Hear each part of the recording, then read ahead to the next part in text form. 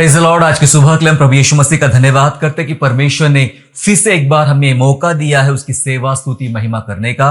प्यारो, आज सुबह जब हम इकट्ठा है यीशु प्रभु की आराधना करने के लिए, तो फिर एक बार हम बहुत ही ज्यादा मुख्य वचन पर हम प्रभु के वचन से आज बात करेंगे। जी हाँ, हमारा विषय रहेगा आज का हार जीत। जी हाँ, विषय है हार और जीत। हार जीत पर हम लोग बात करेंगे।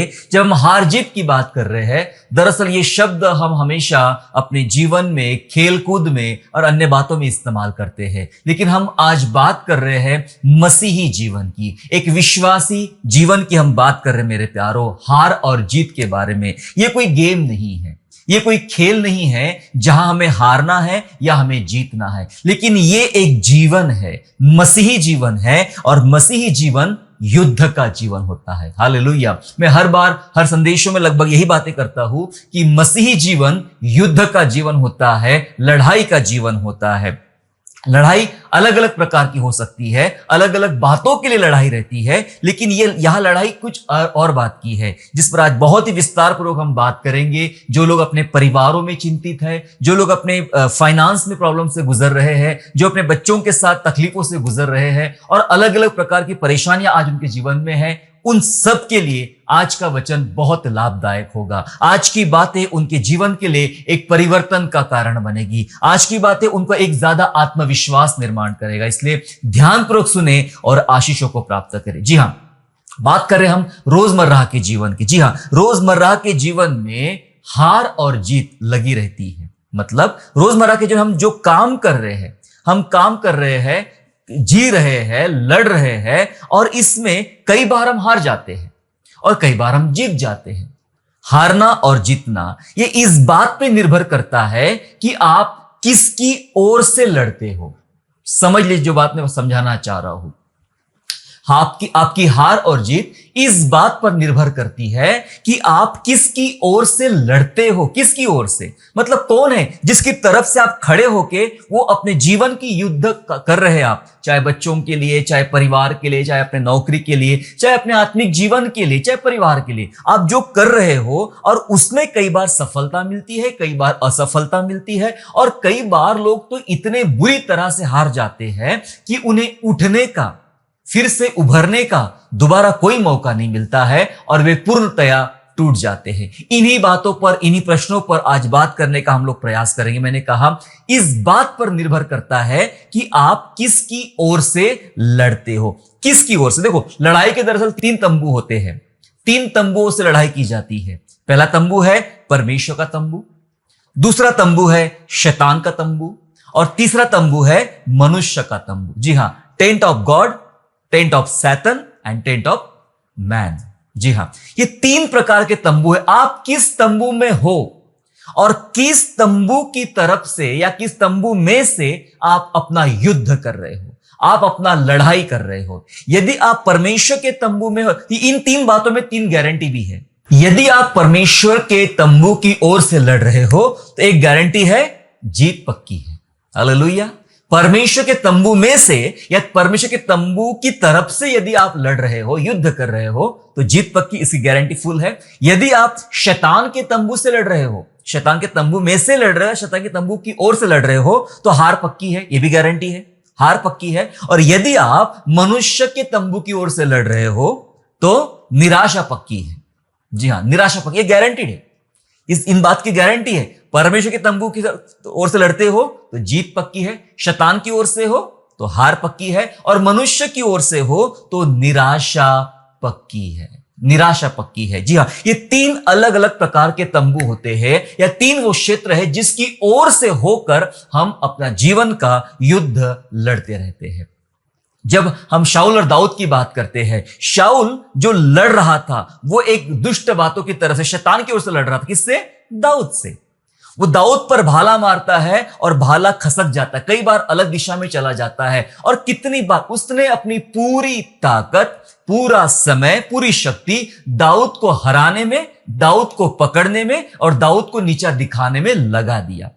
लड़ रहा था, शाऊल लड़ रहा था, लड़ रहा था, लेकिन उसे एक भी दिन विजय प्राप्त नहीं हुई। और उसका अंत, जबकि वो एक नबी भी था, जबकि एक चुना हुआ पात्र था, एक बहुत ही अच्छा राजा था, उसके बावजूद भी उसका अंत बहुत ही खराब हुआ। बाइबल सिखाती उसका अंत बहुत खराब हुआ। यही हम दाऊद की बात करते हैं। दाऊद जो लड़ रहा था, दाऊद भी लड़ रहा है, लेकिन दाऊद परमेश्वर के तंबू की ओर से लड़ रहा था। इसलिए जैसे शाऊल मौके ढूंढ रहा था दाऊद को पकड़ने के, वैसे दाऊद मौके ढूंढ रहा था शाऊल को गंवाने के। उसके सामने कितने मौके आए शाऊल को पकड़ने के, लेकिन उन्होंने शाऊल को कभी हाथ नहीं लगाया, क्योंकि वो डरता था, मैं जो ये युद्ध कर रहा हूं, मैं ये युद्ध परमेश्वर के तंबू की ओर से कर रहा हूं। इसलिए दाऊद को विजय मिली, दाऊद विजेता ठहरा और उसका अंत बहुत ही अच्छा ठहरा। डिपेंड करता है आप किसके तंबू की ओर से लड़ रहे हो। दाऊद सिर्फ शाऊल के साथ लड़ाई नहीं, शाऊल के साथ कोई लड़ाई नहीं थी। वो शाऊल को बहुत धर्मी मानता था, चुना हुआ मानता था, लेकिन दाऊद ने अन्य लोगों के साथ, दुश्मनों के साथ लड़ाई की। एक लड़ाई फेमस है दाऊद और गोलियत की। उसमें भी वो कहता है, मैं सेनाओं के यहोवा परमेश्वर की ओर से लड़ता हूं, परमेश्वर की ओर से आता हूं, उसके नाम से आता हूं। वो परमेश्वर की ओर से लड़ रहा था, इसलिए दाऊद को विजय प्राप्त हुई। हालेलुया। ये कई बार ऐसा होता है, एक तो हम परमेश्वर के तंबू की ओर से लड़ाई करते हैं, या हम शैतान के तंबू की ओर से, या हम मनुष्य के तंबू। अब मनुष्य का तंबू क्या होता है? जहां मनुष्य के सोच विचार है, मनुष्य का ज्ञान है, मनुष्य की समझ है, मनुष्य के संसाधन है, चीजें हैं, उसकी तरफ से आप लड़ाई करते हो। वो लड़ाई कौन सी होती है? परिवारों के भीतर, अपने काम में, अपने समाज में। ये जब लड़ाई होती है, ये सब बातें चलती है, हम संसारिक सोच लगाते। किसी भी झगड़े को सुलझाने के लिए हम सांसारिक सोच लगाते हैं, काम करने के लिए सांसारिक सोच लगाते, परिवार चलाने में सांसारिक सोच लगाते हैं, और जहां ये करते हैं वहां निराशा आ जाती है। इसलिए बहुत सारे लोग जो है वो निराशा से घिरे हुए हैं। वे करते तो बहुत कुछ है, लड़ते तो बहुत कुछ है, परंतु उनके हाथ में केवल और केवल निराशाएं आ जाती है। इन्हीं बातों पर आज हम समझने का, पढ़ने का प्रयास करेंगे। मेरे साथ निकालेंगे आप व्यवस्था विवरण पहला अध्याय और वचन 41 से लेकर 46 तक पढ़ेंगे। डियोट्रोनॉमी चैप्टर 1 एंड वर्स 41 to 46, जहां इस प्रकार से लिखा गया है, तब तुमने मुझसे कहा, हमने यहोवा के विरुद्ध पाप किया, अब हम अपने परमेश्वर यहोवा की आज्ञा के अनुसार चढ़ाई करेंगे और लड़ेंगे। तब तुम अपने अपने हथियार बांधकर पहाड़ पर बिना सोचे समझे चढ़ने को तैयार हो गए। तब यहोवा ने मुझसे कहा, उनसे कह दे कि तुम मत चढ़ो और न लड़ो, क्योंकि मैं तुम्हारे मध्य में नहीं हूं। कहीं ऐसा ना हो कि तुम अपने शत्रुओं से हार जाओ। यह बात मैंने तुमसे कह दी, परंतु तुमने न मानी, परंतु ढिठाई से यहोवा की आज्ञा का उल्लंघन करके पहाड़ पर चढ़ गए। यहां बाइबल हमें जो बात बता रही वो ये है कि जब इजरायली, तमाम वो इजरायली जो वाचा के प्रदेश में जाने ही वाले थे, लेकिन रास्ते में ही उन 40 साल की यात्रा में उन्होंने परमेश्वर के संग बलवा किया। और जब मूसा उनसे बातें करने लग गया, बहुत सारी बातें मूसा ने बताई, तो इन लोगों ने फैसला किया, चलो अब हम प्रभु की ऐसी इच्छा है तो हम युद्ध करने निकल पड़ते हैं। उन्होंने बिना सोचे समझे, लिखा है वचन में, चढ़ाई करने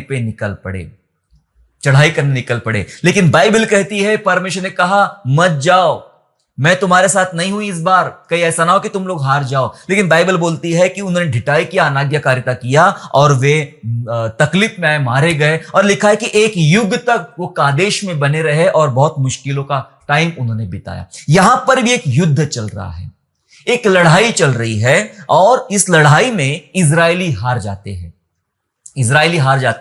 और इजरायलियों के हारने के 3 कारण है। यहां पर यह वचन हमने पढ़ा, इसमें इजरायलियों के हारने के 3 कारण है।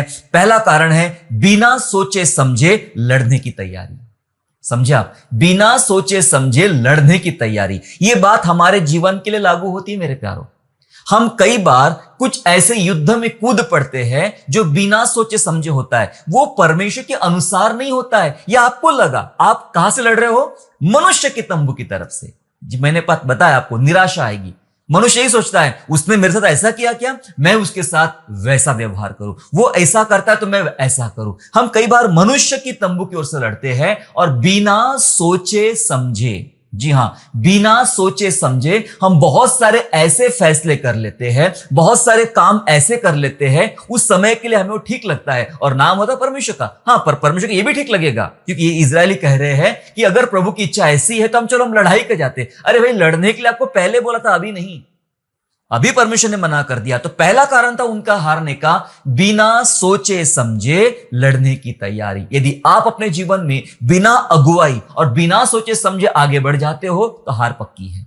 दूसरा कारण इनके हारने का था, परमेश्वर इनके साथ नहीं था।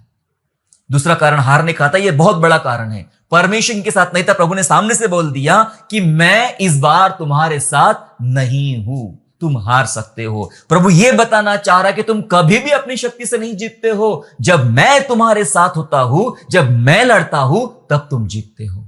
हम कई बार बिना परमेश्वर के ही निकल पड़ते हैं और हमें ऐसा लगता है कि परमेश्वर ना भी रहेगा तो भी कोई प्रॉब्लम नहीं, हम जीत जाएंगे।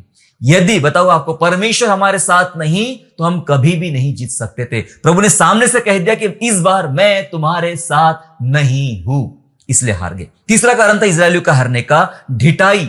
यस, ढीठ बन गए वो लोग। कभी कभी हम लोग ढीठ बन जाते हैं, कुछ नहीं हमारे ऊपर बात चलती है, ना कोई वचन का प्रभाव होता है, ना कोई प्रार्थना का प्रभाव होता है, ना कोई संदेश का प्रभाव होता है, ना किसी के समझाने का प्रभाव होता है। हम ढीठ बन जाते हैं। और ढिठाई और अनाज्ञाकारिता, परमेश्वर के प्रति अनाज्ञाकारिता, ये वो कारण था जिसके कारण वे हार गए। लिखा है एक युग बीत गया, उनको मुश्किलों में, कादेश में रहना पड़ा। ये तीन कारण थे इजरायलियों के हारने के, क्योंकि इन्होंने बिना सोचे समझे निकल पड़े। आज हम सीख रहे हैं हार और जीत के बारे में, हार और जीत के बारे में सीख रहे मेरे प्यारों। आज रोजमर्रा के जीवन में क्या हो रहा है हमारे साथ, हम कहां कहां हार रहे हैं, हम कहां कहां जीत रहे हैं, इन बातों को हमें समझने की और जानने की आज आवश्यकता है। यदि इन बातों को आपने जान लिया तो आपके लाइफ में जो लड़ाइयां चल रही है, आपके जीवन में जो बातें चल रही है, इनमें से आप आसानी से बाहर आ सकते हो, इनमें से आप जीत सकते हो। सिर्फ जांचना यह है मैं किसकी ओर से हूं। जो चल रहा है आपके लाइफ में, जो भी चल रहा है, मुझे इससे पता नहीं कि क्या चल रहा है, पर जो भी चल रहा है, जिसके बारे में आप संघर्ष कर रहे हो, जिसके बारे में रोज प्रार्थना कर रहे हो, जिसके बारे में रोज लड़ रहे हो, किसकी ओर से है? क्या आप परमेश्वर के तंबू की ओर से लड़ रहे हो, या आप शैतान के तंबू की ओर से लड़ रहे हो, या आप मनुष्य के तंबू की ओर से लड़ रहे हो? यदि ऐसा है तो इसके गारंटेड उत्तर मैंने आपको बता दिया हूं। ये गारंटेड उत्तर आपके साथ लगे रहेंगे। जीवन के किसी भी क्षेत्र में लड़ते समय आपको अपनी साइड का हमेशा ध्यान रखने की आवश्यकता है। जी हां, अपनी साइड का ध्यान रखिए। अपनी साइड का ध्यान रखने का मतलब यह होता है कि आप किस साइड से लड़ रहे हो, अपनी दिशा कौन सी, आप किस व्यवहार से काम कर रहे हो। कई बार हमें इस बात का पता ही नहीं चलता है, हम बस लड़ते रहते हैं, दुआ करते रहते हैं, काम करते रहते हैं, और हमें सक्सेस या सफलता तब तक नहीं मिलती है क्योंकि हम ध्यान नहीं रखते हैं कि मैं कहां हूं। जी हां, ध्यान रखना बहुत जरूरी। कई बार ऐसा होता है कि कई बार आप जीत कर भी हार जाते हो क्योंकि आपने अपनी साइड का ध्यान नहीं रखा। मैंने 3 तंबुओं के बारे में ऑलरेडी आपको बता चुका हूं। एक उदाहरण आपको मैं बताना चाहता हूं। यह उदाहरण क्रिकेट से है। जी हां, क्रिकेट से है। क्रिकेट खेलते समय हम देखते हैं कि बल्लेबाज अच्छी बैटिंग करता है और एक ऊंचा बॉल मारता है।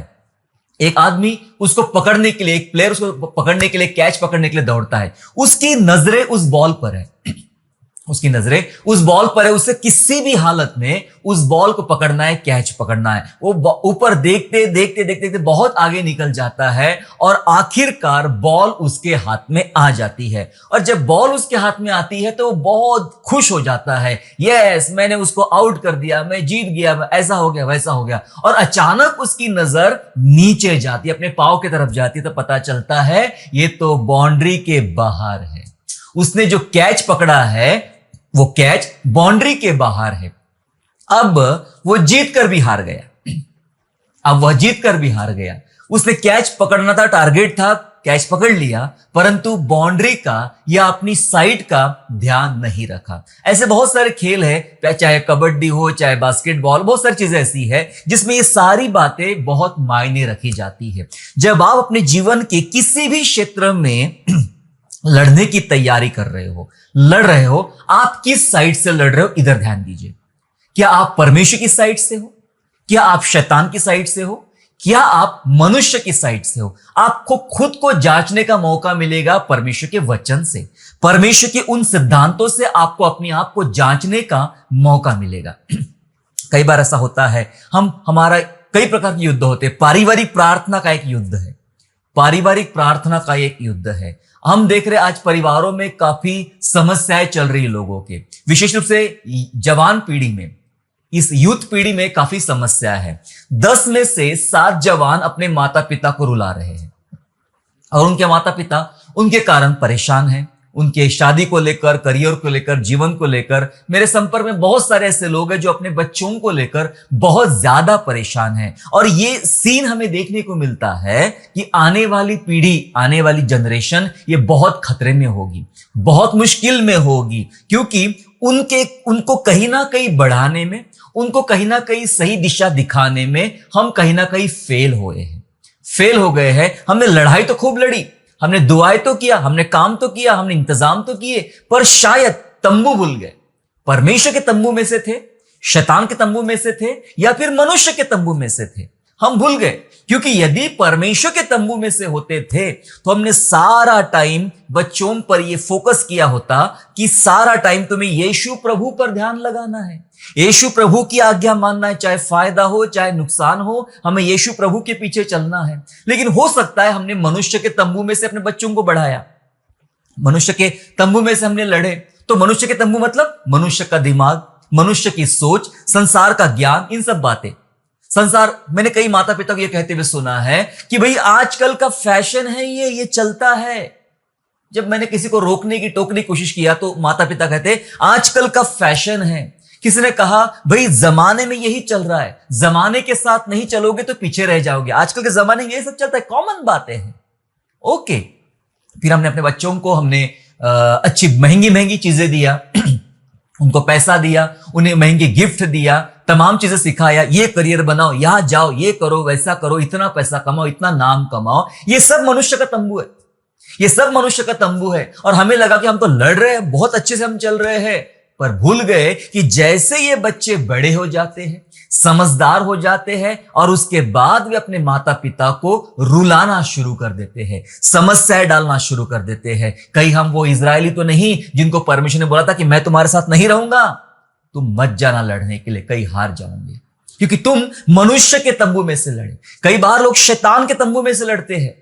शैतान का तंबू मतलब शैतान की ओर से लड़ते हैं। जो बातें दुष्ट होती है, दुष्टता की बातें होती है, बदले की बातें होती है, सताने की बातें होती है, उन बातों का साथ लेकर वे युद्ध करते हैं और हार जाते हैं। इसलिए मैंने इन तंबू के बारे में बात किया। तो ये पारिवारिक प्रार्थना का एक युद्ध है कि कहीं ना कहीं हम इस पारिवारिक प्रार्थना में हम चूक गए। हम तंबू का ध्यान नहीं रखा, हमने अपनी सीमा का, अपने साइड का ध्यान नहीं रखा। बॉल तो पकड़ लिया पर बाउंड्री के बाहर। बच्चे बड़े तो हो गए, शादियां तो हो गई, नौकरियां तो मिल गई, सब बातें अच्छी हो गई, पर बाउंड्री के बाहर। आप प्रभु में नहीं हो, आप बच्चे प्रभु में नहीं है, परिवार प्रभु में नहीं है, बाउंड्री के बाहर। सब सारी चीजें मिल गई दुनिया की, जिन जिन बातों की आवश्यकता थी सब मिल गई, सब बाउंड्री के बाहर। आप नहीं, वो जीता है, कोई और तंबू जीत रहा है। आप गलत तंबू से आपने युद्ध लड़ना शुरू कर दिया था। दूसरी जो बात है, सांसारिक फैसलों का युद्ध। एक ये भी युद्ध हमारे पीछे लगा रहता है। जब हम सांसारिक फैसले लेते किसी बात को लेकर, अपने बिजनेस को लेकर, अपने जॉब को लेकर, अपने करियर को लेकर, अपने फ्यूचर को लेकर, जब सांसारिक फैसले लेते हैं तब भी हमें अपनी साइड का ध्यान रखना बहुत जरूरी है। किसकी साइड से मैं ध्यान रख रहा हूं, कौन सा काम कर रहा हूं, क्या ये बिजनेस, क्या ये नौकरी, क्या ये जॉब परमेश्वर की इच्छा अनुसार है, या मैं शैतान के तंबू में से काम कर रहा हूं। शैतान के तंबू में मजा है, कितना मजा है, थोड़े टाइम का मजा है, थोड़े टाइम का मजा है, लेकिन बाद में बहुत लंबी सजा है, बहुत लंबी सजा है। बीच में उदाहरण दे रहा था चर्च में कि भाई बहुत सारे लोग आपको कॉल करते, आपको प्री अप्रूव्ड लोन है, बैंक ऑफर दे रही है, ये ऑफर दे रही है, वो ऑफर दे रही है, आप ले लो, आपको कुछ नहीं करना, आपको बस एस करना है। लोन चाहिए 10 लाख रुपया तो एक दबाइए, नहीं चाहिए तो 2 दबाइए। एक दबाते आपके खाते में 10 मिनट के अंदर पैसा पूरा आ जाएगा। चलो आप तो खुश, पैसा आ गया, पैसा आ गया, पैसा आ गया। लेकिन आप सोच रहे हो ये अचानक से मिला हुआ पैसा आपको तकलीफ में भी डाल सकता है। क्या कभी आपने पूछा है इसका इंटरेस्ट कितना होगा, और ये कितना दिन तक मुझे भरना पड़ेगा, और कितना लंबा मेरा जीवन मुश्किल में इसकी वजह से आ सकता है? कभी सोचा है? ये जब आता है तब हमें लगता है ये बहुत भला है, पर बताओ ये भला नहीं है, ये बला है आपके लिए, ये बहुत बड़ी बला है। इसलिए कोई भी फैसला ले रही सोचो, अपनी साइड देखो कि मैं कौन से साइड से होकर युद्ध लड़ रहा हूं, परमेश्वर के तंबू से, शैतान के तंबू से, या फिर मनुष्य के तंबू से। देखिए कुछ बातें आपको मैं सन्मुख आज जल्दी बताना चाहता हूं। जब हम परमेश्वर की ओर से लड़ते हैं तब परमेश्वर क्या करता है, 3 बातें बताना चाहता हूं। जब हम परमेश्वर की ओर से लड़ते हैं तब परमेश्वर 3 बातें करता है। इससे पहले समझा दूं कि परमेश्वर की ओर से लड़ना क्या होता है, इसको समझ लेना। सबसे पहले हमें परमेश्वर के पक्ष में हो जाना है, परमेश्वर के साथ हो जाना है, पहला काम। दूसरा काम यह होता है जब आप परमेश्वर के पक्ष में हैं तो फिर परमेश्वर आपके पक्ष में आ जाएगा, फिर दोनों की संगति। बाइबल कहती है जब परमेश्वर हमारे पक्ष में है तो हमारा विरोधी फिर कौन हो सकता है। यस, पहले आप परमेश्वर के मित्र बनिए, फिर परमेश्वर आपका मित्र बनेगा। और जब आप मित्र बन जाते हो तब आप परमेश्वर की ओर से लड़ते हो, अपने जीवन के तमाम कामों में आप परमेश्वर की ओर से लड़ते हो। और जब आप परमेश्वर की ओर से लड़ते हो तब 3 बातें काम करती है। सबसे पहली बात क्या होता है, सबसे पहली बात यह होती है परमेश्वर प्रभावशाली प्रार्थना को सुन लेता है। जी हां, मैंने जो शब्द कहा उस पर ध्यान रखना, परमेश्वर प्रभावशाली प्रार्थना को सुन लेता है। अब यह प्रभावशाली प्रार्थना क्या होती है, थोड़ा इसके बारे में भी जान लें कि कोई जनरल प्रार्थना नहीं है, ये कुछ स्पेशल प्रार्थना है, अद्भुत प्रार्थना है। और स्पेशली उस समय प्रार्थना की जा रही जब आप युद्ध में हो, जब आप युद्ध में। चलो हम उदाहरण के साथ समझने का प्रयास करेंगे। मेरे साथ निकालेंगे यहोशू की पुस्तक, हम निकालेंगे यहोशू अध्याय 10 और वचन 12-14। Joshua chapter 10 and verse 12 and verse 13 and 14, जहां लिखा है उस समय अर्थात जिस दिन यहोवा ने एमोरियों को इजराइलियों के वश में कर दिया, उस दिन यहोशू ने यहोवा से इजराइलियों के देखते इस प्रकार कहा, हे सूर्य तू गिबोन पर और हे चंद्रमा अय्यालोन की तराई के ऊपर थमा रहे। और सूर्य उस समय तक थमा रहा और चंद्रमा उस समय तक ठहरा रहा जब तक उस जाति के लोगों ने अपने शत्रुओं से पलटा ना लिया। क्या यह बात याशार नाम पुस्तक में नहीं लिखी है कि सूर्य आकाशमंडल के बीचों बीच ठहरा रहा और लगभग 4 पहर तक न डूबा। न तो उससे पहले कोई ऐसा दिन हुआ, ना तो उसके बाद जिसमें यहोवा ने किसी पुरुष की सुनी हो, क्योंकि यहोवा तो इजराइल की ओर से लड़ता था। पता है, जो लड़ाई चल रही है, ये लड़ाई कुछ अलग है। ये लड़ाई कुछ अलग है। ये लड़ाई 5 अलग अलग राजा मिलके लड़ाई कर रहे हैं। समझ रहे? 5 अलग अलग राजा, 5 अलग अलग राज्य मिलके एक बड़ी विशाल सेना बन के लड़ाई करने आई है। और तब यहोशू अपने लोगों को निकल पड़ा लड़ाई करने के लिए और इस तरह से मारा उनको। देखो, एक तरफ यहोशू के लोग तलवार से सिपाहियों को मार रहे थे, दूसरी तरफ और कोई लड़ रहा है साथ में। पता है कौन था? परमेश्वर आसमान से पत्थर गिरा। दरअसल ये ओले थे, बड़े बड़े ओले, पत्थर गिरा रहा था और लोग मारे जा रहे थे। इसी अध्याय में लिखा है कि जितने तलवार से नहीं मरे यहोशू के, उतने परमेश्वर के ओलों से मरे, परमेश्वर के पत्थरों से मरे। मरना शुरू हो गए लोग। इन 5 राजाओं को पकड़ लिया। पता है किस तरह से इनको मारा? इनको गुफा में छुपा के रखा, छुप गए थे, वहां पत्थर लगा दिया, बाद में बाहर निकाला और इनको नीचे लिटा के इनके सिर पे इजराइलियों ने पांव रखे। ये इसलिए बताना चाहता, परमेश्वर दुष्टों का नाश करना चाहता है। लेकिन जब ये युद्ध चल रहा था तब बाइबल बात करती है कि यहोशू ने प्रार्थना किया, हे सूर्य तू रुक जा, हे चांद तू वहीं पे रुक जा। और लिखा है 4 पहर तक सूरज डूबा ही नहीं। शायद इतिहास का सबसे लंबा दिन डूबा ही नहीं, जब तक लड़ाई खत्म नहीं हुई, जब तक यहोशू की सेना नहीं हुई। लिखा है बाइबल में, ऐसा पहली बार हुआ कि परमेश्वर यहोवा ने किसी की ऐसी प्रार्थना सुनी हो। हालेलुया, ऐसा लिखा है वचन में ना, ऐसी प्रार्थना सुनी हो परमेश्वर ने। कैसी प्रार्थना? देखो, सिचुएशन याद रखो, सिचुएशन है युद्ध के मैदान में यहोशू है। लेकिन दूसरी बात पता है क्या है? यहोशू किसके तंबू में से लड़ रहा है? किसके तंबू की ओर से लड़ रहा है? परमेश्वर के तंबू की ओर से। इसलिए परमेश्वर भी उसके साथ है। यहोशू भी लड़ रहा है, परमेश्वर भी लड़ रहा है। आपकी लड़ाई में कौन लड़ रहा है? आपकी लड़ाई में कौन लड़ा है? शायद आप अकेले। क्या परमेश्वर भी आपके साथ है? यहां तो परमेश्वर भी साथ है और परमेश्वर जो कर रहा है वो यहोशू से ज्यादा लोगों को मार रहा है। जी हाँ, सो परमेश्वर साथ में है। यहोशू लड़ रहा है और यहोशू ने प्रार्थना किया कि सूरज और चांद को रुक जा, और सूरज रुक गया। जी हाँ, जब परमेश्वर की ओर से हम लड़ते हैं तब परमेश्वर प्रभावशाली प्रार्थना को सुनता है। ये प्रार्थना कोई जनरल प्रेयर नहीं है, ये एक प्रभावशाली प्रार्थना है। प्यारो, अगर आप अपने परिवार में, अपने परिस्थिति में कुछ बातों को लेकर लड़ रहे हो, जीतना चाह रहे हो, तो एक बात याद रखें, सबसे पहले जांचना है मैं किसके पक्ष में हूं, मतलब मैं किस तंबू की ओर से लड़ रहा हूं। अपनी साइड का ध्यान रखें। क्या आप परमेश्वर की ओर से लड़ रहे हो, परमेश्वर के तंबू में से लड़ रहे हो, तो आपको यह पता चलेगा यस मैं प्रभु की तरफ से हूं तो प्रभु मेरे साथ है। और तब आप जो प्रार्थना करते हो, सुनो, जो आप प्रार्थना करते हो, जिस प्रकार से प्रार्थना करते हो, क्योंकि उद्देश्य यह देखा जाता है क्या यह उद्देश्यपूर्ण प्रार्थना है जिससे परमेश्वर की महिमा हो, तो परमेश्वर वो सुन लेता है। और परमेश्वर ने फिर बहुत सारे चमत्कार किए। चाहे आप यरदन के बारे में देख लीजिए, यरदन फट गई थी, ठीक है, लाल समंदर फट गया था, बाइबल बात करती मुर्दा जिंदा हो गया था, बहुत सारे बात हुए। तो उसने अद्भुत प्रार्थना किया। वहां जो प्रार्थना हुई थी वो अद्भुत प्रभावशाली प्रार्थना की थी, और परमेश्वर ने वो प्रार्थना सुन लिया, उठा लिया, और परमेश्वर ने उस प्रार्थना का जवाब दिया। जब आप युद्ध में हो, जब आप परमेश्वर की ओर से लड़ रहे हो, और जब आप परमेश्वर के तंबू की ओर से लड़ रहे हो, तो ये एक बात याद रखिए, एक बात याद रखिए, जो आप प्रार्थना कर रहे हो, जिस समय जैसी प्रार्थना कर रहे हो, परमेश्वर सुन लेगा। परमेश्वर सुन लेगा, क्योंकि ये प्रार्थना परमेश्वर की महिमा के लिए है, परमेश्वर की स्तुति के लिए। तंबू में प्रभु के रहोगे तो आप ऐसी प्रार्थना करोगे, लेकिन जैसे मनुष्य के तंबू में रहोगे तो प्रार्थना काम नहीं करेगी। चाहे कुछ भी कर लो, फिर आप कैसी ही प्रार्थना कर लो, आपको सिर्फ निराशा मिलना है, कुछ नहीं। इसलिए अपना क्षेत्र जांचना हमारे लिए बहुत जरूरी है। एक और प्रार्थना की थी नया नियम में। जी हां, एक और प्रार्थना नया नियम में की गई थी। प्रेरितों के काम में पढ़ेंगे, प्रेरितों के काम 4 अध्याय और वचन 29, 30 और 31, book of act chapter 4 and verse 29, 30 and 31। जहां ऐसा लिखा है, अब हे प्रभु, उनकी धमकियों को देख और अपने दासों को यह वरदान दे कि तेरा वचन बड़े हियाव से सुनाए, और चंगा करने के लिए तू अपना हाथ बढ़ा कि चिन्ह और अद्भुत काम तेरे पवित्र सेवक यीशु के नाम से किए जाए। तब वे प्रार्थना कर चुके तो वह स्थान जहां वे इकट्ठे थे हिल गया, और वे सब पवित्र आत्मा से परिपूर्ण हो गए और परमेश्वर का वचन हियाव से सुनाते रहे। दरअसल यूहन्ना और पतरस को और अन्य चेलों को धमकियां दी गई थी कि आज के बाद तुमने ऐसी सेवा करना नहीं, यीशु के नाम का प्रचार करना नहीं, यीशु के नाम से कोई काम करना नहीं।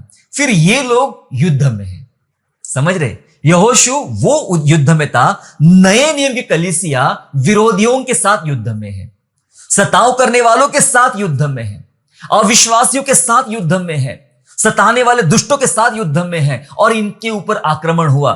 दरअसल शब्दों का ही आक्रमण था, धमकियां दी गई थी, अगर ऐसा करोगे तो मार डाले जाओगे, तुम्हारे परिवार खत्म किए जाओगे, धमकियां दी गई। तब इन लोगों ने प्रार्थना किया, समझ रहे हो? जो प्रार्थना यहोशू ने उस युद्ध के मैदान में की थी, वही प्रार्थना पतरस यूहन्ना भी इस आत्मिक युद्ध के मैदान में कर रहे हैं। और प्रार्थना करे, प्रभु उनकी धमकियों को देख और अपने दासों को वरदान दे कि तेरा वचन हम बड़े हियाव से सुनाए, और चंगा करने के लिए सामर्थ्य के हाथ बढ़ा कि तेरे पवित्र सेवक यीशु के नाम से काम किए जाए। वचन कहता है कि परमेश्वर ने उनको अपनी आत्मा से भरा, इसके बाद भी सताव होता रहा, धमकियां मिलती रही, लेकिन सेवा बढ़ती रही, सेवा बढ़ती रही, लोग विरोध करते रहे, उसके बावजूद भी चिन्ह और चमत्कार सेवकाई में होते रहे, क्योंकि ये एक प्रभावशाली प्रार्थना है। ये जिस समय प्रार्थना कर रहे हैं ये युद्ध में है, और ऐसे युद्ध में परमेश्वर की ओर से लड़ रहे हैं, परमेश्वर के तंबू की ओर से लड़ रहे हैं, और परमेश्वर की महिमा के लड़ रहे हैं, तो परमेश्वर ऐसी प्रभावशाली प्रार्थना सुनता है और आश्चर्य कर्म किया। कलीसिया इसके बाद और ज्यादा बढ़ गई। हालेलुया। यस मेरे प्यारो, ये आपके लिए अद्भुत बातें हैं। यदि आप इस प्रकार की किसी परिस्थिति से गुजर रहे हो, किसी युद्ध से गुजर रहे हो, और आपको समझ में नहीं आ रहा ये क्या हो रहा है, बताओ, आपको अपना साइड देख लो, बाउंड्री देख लो। यस, आप प्रभु की बाउंड्री में हो, प्रभु के ही तंबू में हो। जब प्रभु के तंबू में हो तो टेंशन मत लो, आप जैसी प्रार्थना करोगे, जिस प्रकार से प्रार्थना करें, सिर्फ देखा यह जाएगा क्या उस प्रार्थना से परमेश्वर को महिमा मिल रही है। प्रभावशाली कीजिए, फिर जनरल प्रार्थना मत कीजिए, प्रभावशाली प्रार्थना। हन्ना करती है प्रार्थना, प्रभु अगर मुझे एक संतान दे दे तो उसको मैं तेरी सेवा के लिए अर्पण कर दूंगी। ऐसी प्रार्थना, ऐसी प्रभावशाली प्रार्थना कीजिए। युद्ध में रहोगे तो परमेश्वर आपको सक्सेस देगा। पहली बात बताया। दूसरी बात यह होती है, जब परमेश्वर की ओर से हम लड़ते हैं तो 3 बातें प्रभु करता है। पहली बात मैंने बता चुका हूं। दूसरी बात प्रभु यह करता है, परमेश्वर अद्भुत आश्चर्य कर्म करता है। जी हां, परमेश्वर अद्भुत आश्चर्य, पहली बात तो प्रभावशाली प्रार्थना सुनता है, दूसरी बात वो अद्भुत आश्चर्य कर्म करता है। अद्भुत, अद्भुत का मतलब समझ रहे आप?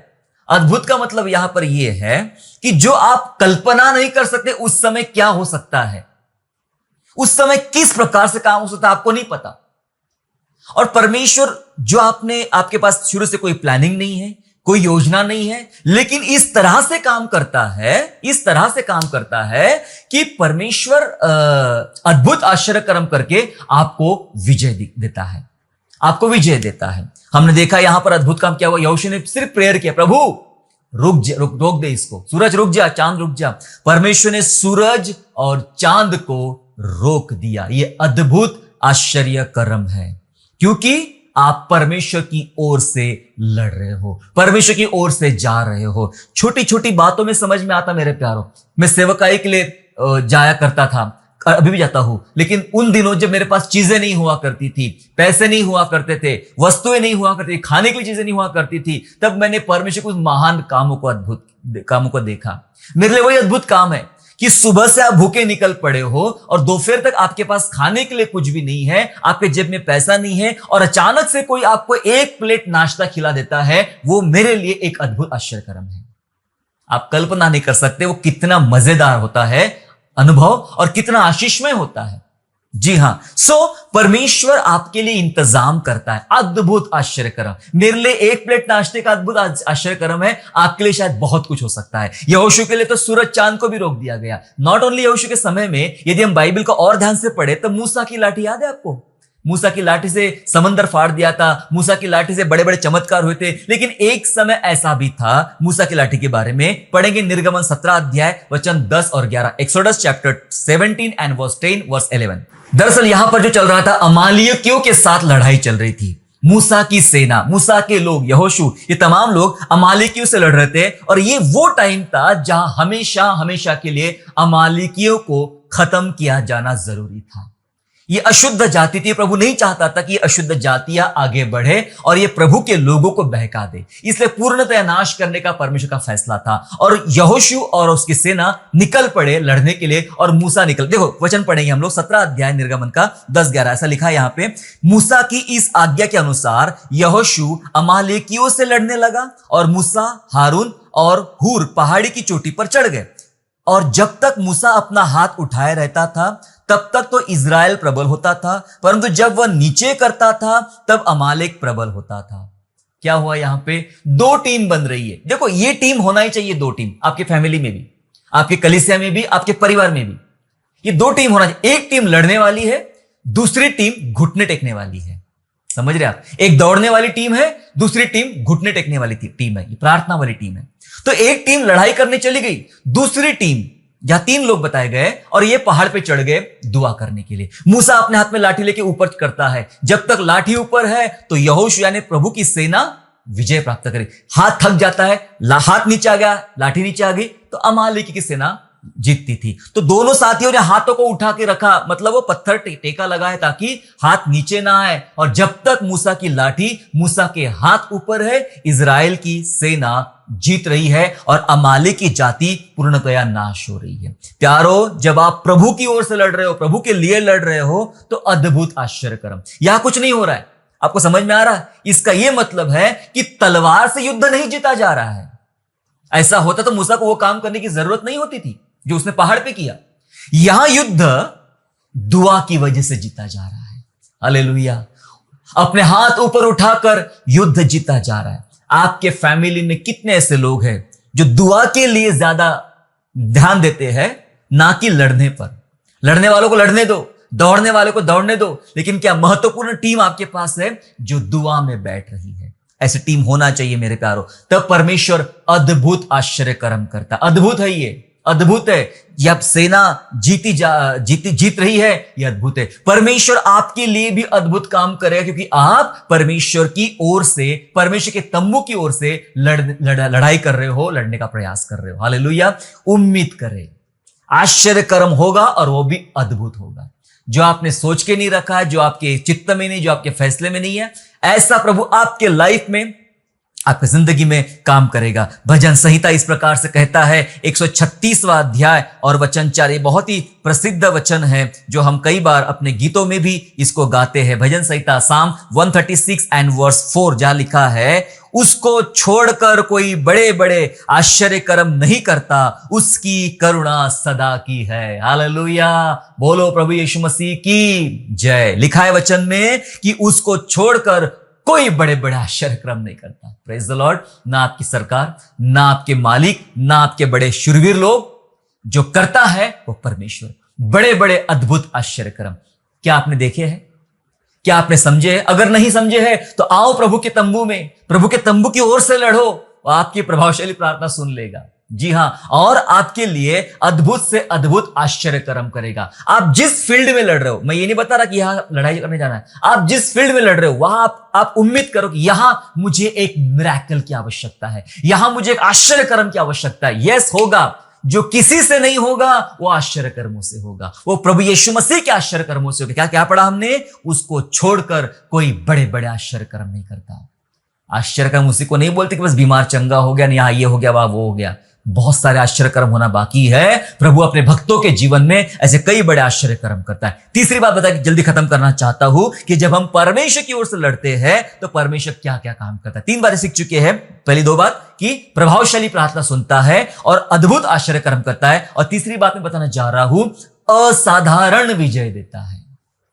हालेलुया, साधारण नहीं, असाधारण विजय देता है। असाधारण का मतलब पता है क्या होता है? यहां यह बात है, अगर आप प्रभु के हाथ में पड़ गए तो फिर प्रभु ये नहीं सोचता कि ये कौन है, कितना है, क्या कर सकता है, आप जैसे भी हो। ये काम प्रभु का है, प्रभु उठाएगा, प्रभु जिताएगा। जी हां, असाधारण विजय है ये।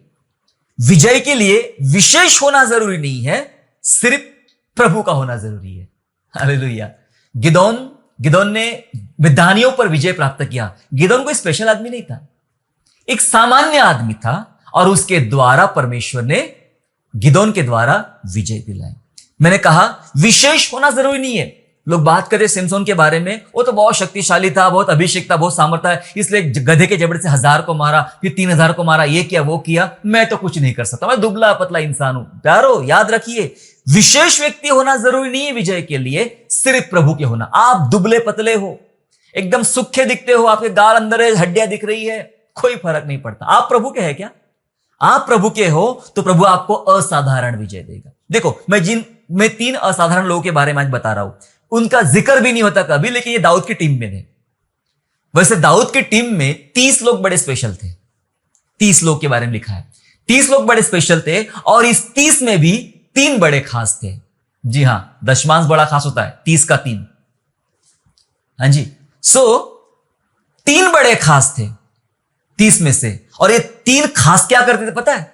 इनका नाम ही नहीं बाइबल दोबारा, लेकिन ये जो करते थे ये बड़ा अद्भुत है। पढ़ा पड़े, असाधारण विजय, क्योंकि ये जो लड़ते थे, काम करते थे, ये दाऊद की तरफ से, दाऊद परमेश्वर की तरफ से था। शुरू में इसके बारे में बात कर चुके, निकालेंगे मेरे साथ में।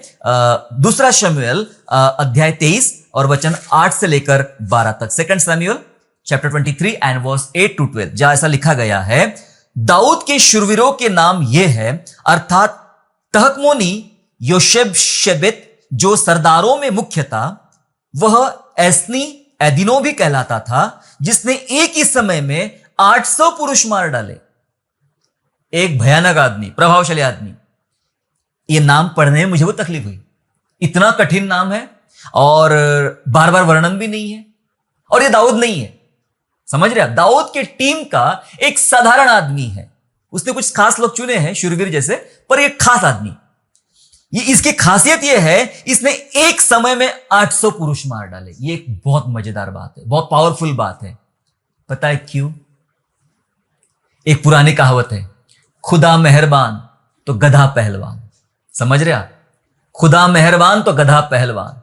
जब परमेश्वर आप पर मेहरबान है, आप परमेश्वर के तंबू में से लड़ रहे हैं, परमेश्वर की ओर से लड़ रहे हो, परमेश्वर के लिए लड़ रहे हो, तो प्रभु ये देखता ही नहीं कि आप हो कौन, आपका नाम कितना है, आपका कद काठी कितना है, प्रतिष्ठा क्या है, देखा जाता नहीं। आप एक साधारण भी लोग हो गए, परमेश्वर आपका इस्तेमाल करेगा। इस आदमी का इस्तेमाल किया, इसकी खासियत ये थी, ये एक टाइम पे 800 लोग को इसने मार डाला। दूसरा आदमी देखो, आगे लिखा है, उसके बाद अदोही दोर्दे का पुत्र एलियाजर था। वह उस समय दाऊद के संग तीनों वीरों में से था, जबकि उन्होंने युद्ध के लिए एकत्रित हुए पलिश्तियों को ललकारा और इजरायली पुरुष चले थे। तब वह कमर बांधकर पलिश्तियों को तब तक मारता रहा जब तक उसका हाथ थक ना गया और तलवार हाथ से चिपट ना गई। और उस दिन यहोवा ने बड़ी विजय कराई, और जो लोग उसके पीछे हो लिए थे वे केवल लूटने के लिए उसके पीछे हो लिए थे।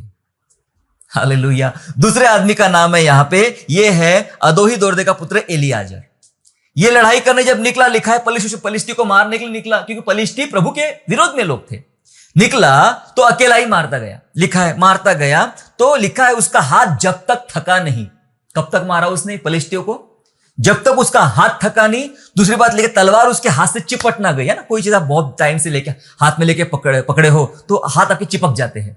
जब तक तलवार उससे हाथ से चिपट ना गई हो तब तक वो सिर्फ लड़ाई करता रहा, विजय लेता रहा, मारता रहा। उसके पीछे भी कुछ लोग चल रहे, ये मारने के लिए नहीं थे। समझ रहे आप? ये मारने के लिए नहीं थे, तलवार लेके नहीं थे, ये सिर्फ लूटने के लिए थे। Praise the Lord. एक आदमी लड़ रहा है, ढा ढा ढा ढा, दूसरे लोग चलो भाई पकड़ो, तलवार इकट्ठा कर रहे, सोना चांदी इकट्ठा कर रहे, उनके कपड़े इकट्ठा कर रहे, उनके ढाले इकट्ठा कर रहे, उनके पैसे इकट्ठा कर रहे। एक ही आदमी मार, एक अकेला ही काफी है। इसलिए मैंने कहा खुदा मेहरबान तो गधा पहलवान। हालेलुया।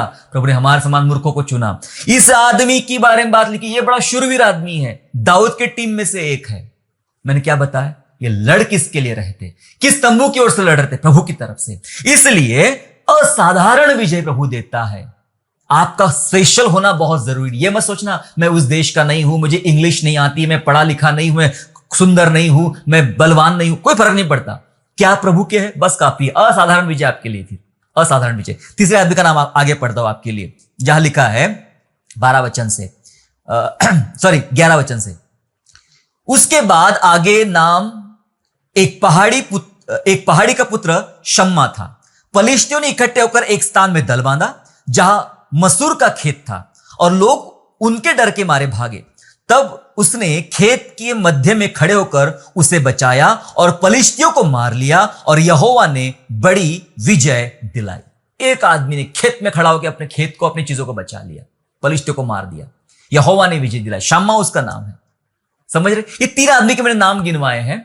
इनके उल्लेख बहुत ज्यादा नहीं है, नहीं के बराबर, कोई जानते भी नहीं है इनको, पर इनके काम बड़े अद्भुत है।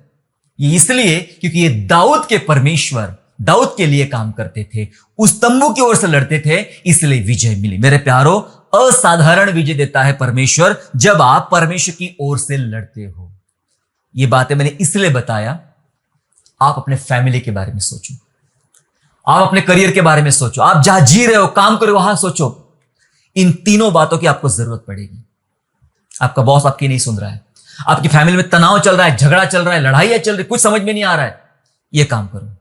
तंबू जांचो, किस तंबू में आप हो, क्योंकि जो प्रार्थना है, जो काम प्रभु की ओर से करते हो, जो भली मनसा रखते हो, परमेश्वर की महिमा के लिए सोचते हो, बस वही काम होंगे, बाकी तो कोई काम नहीं होंगे। मैंने गारंटेड 3 चीजें बताया था। परमेश्वर के तंबू की ओर से लड़ते हो, जीत पक्की गारंटी है। शैतान के तंबू की ओर से लड़ते हो, हार पक्की गारंटी है। और मनुष्य के तंबू की ओर से लड़ते हो, निराशा पक्की है, गारंटी है।